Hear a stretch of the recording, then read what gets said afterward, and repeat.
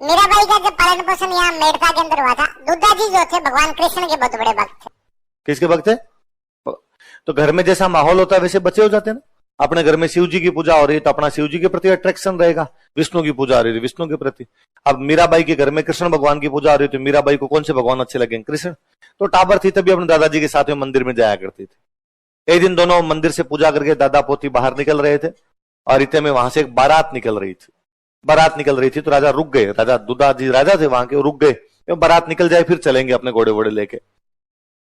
तो मीराबाई ने बच्ची थी तो स्वाभाविक उत्सुकता से पूछा कि ये इतने लोग क्यों इकट्ठे हो गए, ये क्या है आज भाई? तो उनका ये आज बारात जा रही है। किसकी बारात जा रही है? घोड़ी पे दूल्हा बैठ के जा रहा था। तो ये देखिए जो घोड़ी पे बैठा ये दूल्हा है। नए कपड़े क्यों पहन लिए इसने? इसकी शादी है आज। किससे होगी इसकी शादी? नाम बताया, वो फलाने जो दीदी है उनके साथ शादी होगी। यूं बच्ची ने पूछते पूछते पूछ लिया मेरी भी शादी होगी? तो कहा हाँ तेरी भी शादी करेंगे। मेरा दूल्हा कौन होगा? तो दादाजी को लगा यार अब बच्ची को क्या जवाब दिया जाए कि होगा तेरा भी कोई दूल्हा होगा। नहीं मुझे अभी बताओ कौन होगा।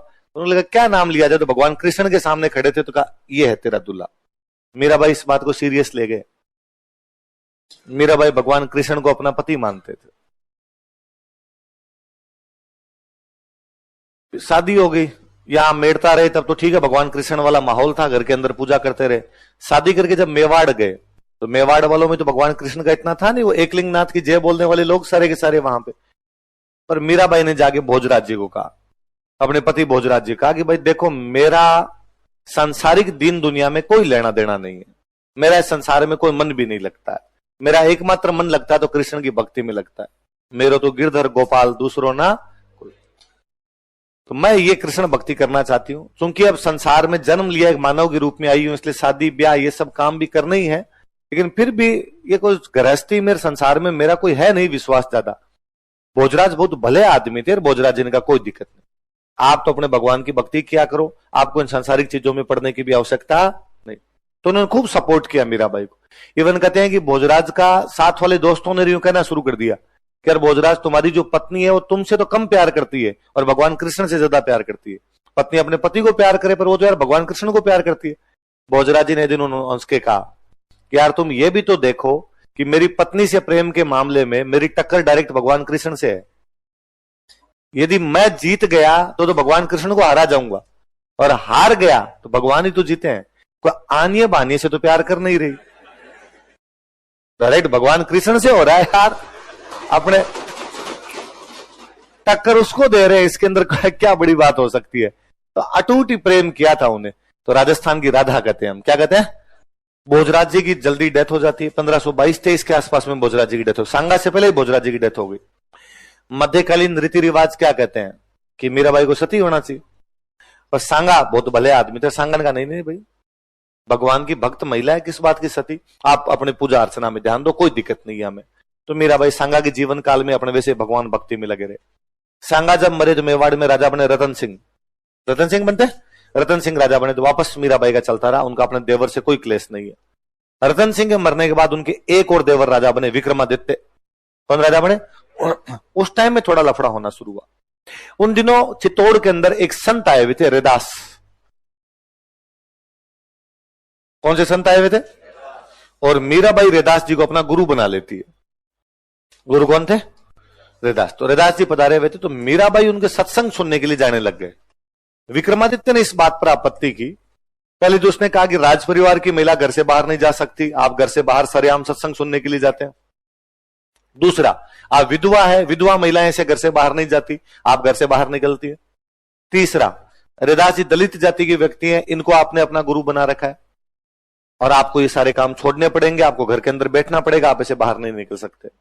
मीराबाई ने कहा मैं ये तीनों ही चीजें करूंगी, मैं राज परिवार की महिला हूं उसके बावजूद भगवान की भक्ति करूंगी, मैं विधवा महिला हूं उसके बावजूद मैं तो ये घर छोड़ के महल छोड़ के सत्संग सुनने के लिए जाऊंगी।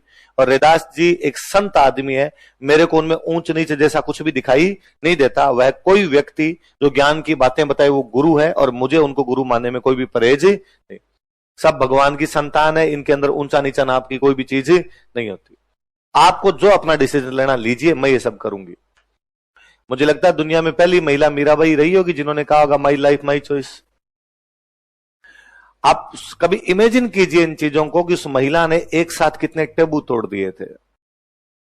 एक राजकुमारी के द्वारा ऐसा किया जाना, एक रानी के द्वारा ऐसा किया जाने वाला अपने आप में अनुकरणीय था कि ये वो समय था जब कहा जाता था ये था राजा। यदि वो रानी इस प्रकार से कर रही थी तो बाकी लोगों पे भले कमोबेश 5-10% लोगों पे असर पड़े, पर असर तो पड़ता है कि वो रानी होके जब रैदास जी को अपना गुरु बना सकती है, इसका मतलब समाज में ऊंच नीच नाम की कोई चीज नहीं। उनके पति नहीं है, उसके बावजूद यदि वो सत्संग में भाग लेती है, इसका मतलब पति की मृत्यु के बाद में जीवन समाप्त नहीं होता। वो यदि राजकुमारी होके भी इस प्रकार घर से बाहर निकलती है, इसका मतलब पर्दा प्रथा जैसी कोई भी चीज भी लोगों में जागरूकता आती है अपने आप। पर वहां विक्रमादित्य और उनके देवर भाभी के बीच में वहां क्लेश होने लगता है। फिर कई कहानियां पढ़ते हो कि उनको जहर देने की कोशिश की गई, सांप से डंक मरवाने की कोशिश की गई। फाइनली उनको लगा कि यहां पार पड़ेगी नहीं, डेली डेली की लड़ाई है, तो वापस अपने पीहर आ गए। पीहर कहां पे था? मेड़ता। मेड़ता में उनके भाई राजा बने हुए थे, जयमल। दुद्धा के बेटे हुए वीरमदेव, वीरमदेव का बेटा जयमल। जयमल वही जो चित्तौड़ के तीसरे साके में जयमल पत्ता पड़ता है, मेड़ता का राजा जयमल। जयमल का जन थे भाई। रतन सिंह की बेटी है मीरा, रतन सिंह के भाई है वीरमदेव, वीरमदेव का बेटा कौन है?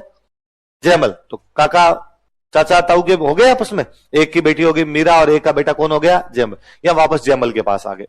जयमल खुद भगवान कृष्ण के बहुत बड़े भक्त थे। यहाँ कई दिन रहे और फिर एक दिन जयमल को कहा कि जयमल मुझे तीर्थ यात्रा करने के लिए जाना है, भगवान कृष्ण के जो बड़े बड़े केंद्र थे वहां जाना चाहती हूं मैं। वृंदावन जाऊं, मथुरा जाऊं, गोकुल जाऊं, द्वारका जाऊं। राजा की बहन किसी बात की इच्छा प्रकट करे, वो इच्छा पूरी ना हो, फिर किस बात की राजकुमारी? जयमल ने कहा ठीक है पधारिए आप, साथ में इन महिलाओं को और ले जाओ, थोड़ी बहुत ये भी तीर्थ यात्रा करके आ जाएगी। सेना भेज दी साथ में। यहां से बरसाना गए, मथुरा गए, वृंदावन गए। कहते जब वृंदावन गए तो यहां पर एक संत हुआ करते बहुत बड़े उस समय, रूप गोस्वामी जी महाराज। कौन थे? मीराबाई जब वहां पहुंचे मंदिर के अंदर तो कहा कि भाई रूप गोस्वामी जी महाराज को बुलाओ और पूजा करें यहां पर आके। रूप गोस्वामी जी महाराज वहां पूजा अर्चना किया करते थे। रूप गोस्वामी जी महाराज ने उन दिनों में कसम खा रखी थी कि मैं किसी भी महिला का मुंह नहीं देखूंगा। तो वो सुबह सुबह पूजा करने जाते, तब पर्दा लगा के पूजा करते, चुपचाप अपने कमरे में आके बैठ जाते। फिर मंदिर में महिलाएं भले आ जाओ, पर वो कहते मैं जब तक पूजा करूं कोई भी महिला आनी नहीं चाहिए। मीराबाई गए तो मीराबाई ने कहा भाई रूप गोस्वामी जी को बुला के लाओ। तो गए जाके और जाके रूप गोस्वामी जी को कहा कि भाई मीराबाई आई हुई है और आपको पूजा के लिए बुला रही है। उन्होंने वापस कहा कि भाई मीराबाई को जाके कह दो कि मैं किसी महिला का मुंह नहीं देखता, इसलिए मैं नहीं आऊंगा। मीराबाई को आगे चले चपाटों ने कहा भाई नहीं आना चाहते। उन्होंने कहा रूप गोस्वामी जी को मेवाड़ की रानी आई है, मेड़ता की राजकुमारी आगे पूजा करे चुपचाप। और किस बात का क्या करें रूप गोस्वामी जी कि मैं महिला का मुंह नहीं देखता? तो उनको जाके और कहो कि मीराबाई ये मानती है कि दुनिया में मर्द है कि भगवान कृष्ण, बाकी सब लेडीज है।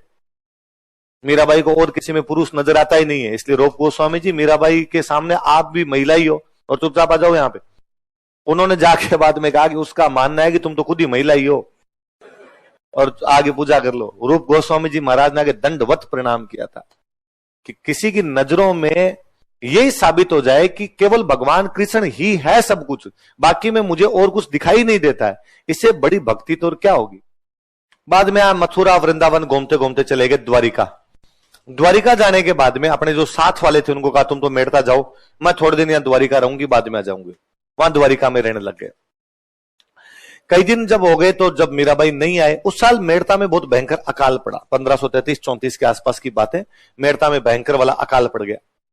अकाल पड़ गया तो जयमल पंडित जी के पास गए किसी, और जयमल ने पंडित जी को जाकर कि पंडित जी अकाल पड़ गया, क्या कारण है, कोई तरीका तो बताओ, बरसात हो, लोगों की खेती नहीं होगी, किसान भूखे मर जाएंगे। पंडित जी ने जयमल को कहा कि जयमल जिस जगह को छोड़ के मीराबाई चली जाए वहां भगवान राजी कैसे होंगे? तो मीरा को वापस बुलाओ, भगवान वैसे ही राजी हो जाएंगे, बरसात वैसे ही हो जाएगी। जयमल को भी याद आया कि यार बहन को गए हुए कई दिन हो गए, वापस बुलाना चाहिए। 5 पंडित जी भेजे कि जाओ द्वारिका से मीराबाई को वापस बुला कर लाओ। वो जिद करेंगे मैं नहीं चलूंगी, पर मुझे नहीं पता कैसे न कैसे करके उनको वापस लेके आना है। पंडित जी गए, उन्होंने मीराबाई जाकर कहा भाई मीरा वापस पधारो, जयमल आपको वापस मेड़ता बुला रहे हैं। उन्होंने कहा कि नहीं, अब अंतिम समय नजदीक, अब ज्यादा जीऊंगी नहीं मैं, और मैं अब चाहती हूं कि भगवान कृष्ण के चरणों में मर जाऊं। तो आप वापस जाओ और आप वापस जाके जयमल को दो कि मीरा नहीं आ रही। उन्होंने कहा कि बिना आपको लिए वापस गए जयमल हमें नहीं टिकने देगा, इसलिए या तो आप चलो वरना हम तो खुद ही भूख हड़ताल पे बैठे हैं, आप मरोगे आपसे पहले हम मरेंगे। मीराबाई को लगा कि पंडित जी भूख हड़ताल पे बैठे मर गए तो ब्रह्म हत्या का पाप और लगेगा फालतू, ब्राह्मण मरने का पाप तो डायरेक्टली नरक में भेज देगा, क्या किया जाए। तो मीराबाई ने उन पंडित जी से कहा कि पंडित जी रुको तो एक बार, जब आप इस जिद पे आगे भूख हड़ताल की तो मैं चलने के लिए तैयार हूं, मैं एक बार भगवान कृष्ण के हाथ जोड़ के आती हूँ, फिर आपके साथ चल लूंगी। ऐसा कहा जाता है कि उन्होंने शायद जाके यही हाथ जोड़े थे कि सांवरिया मैं जाना चाहती नहीं, जाऊंगी नहीं तो पंडित जी यहां भोग हड़ताल करके मर जाएंगे, अब तू कोई रास्ता निकालता है तो निकाल ले। ऐसा माना जाता है कि भगवान कृष्ण की मूर्ति में मीराबाई मिल गई थी, भगवान कृष्ण ने अपनी मूर्ति में खींच लिया था कि मीराबाई की मृत्यु उस मूर्ति में विलीन होने से हुई थी।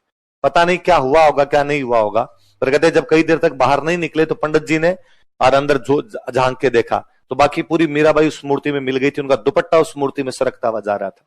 तो द्वारिका के रणछोड़ मंदिर में, कौन सा मंदिर है वो, भगवान कृष्ण की मूर्ति में कौन समा गई थी,